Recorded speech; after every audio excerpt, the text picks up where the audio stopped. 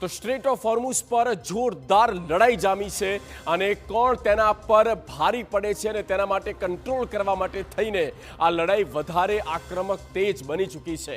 હોર્મુઝ પર બારૂદી લડાઈ અને તેની કેટલીક વિગતો આપને આ ગ્રાફિકલી માધ્યમથી બતાવી રહ્યા છે। અમેરિકી યુદ્ધપોત પર હુમલો કરવામાં આવ્યો, અમેરિકાના યુદ્ધપોત પર હુમલો થયો અને ઈરાનના નિશાને આવ્યા 3 યુદ્ધપોત એટલે કે સામસામે ફાયરિંગ કરવામાં આવ્યું છે।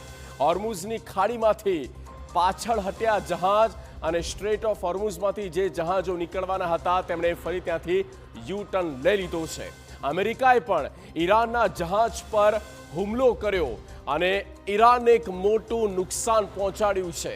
ઈરાનના અનેક સ્થળો પર જબરદસ્ત ફાયરિંગ થયું, હુમલા થયા।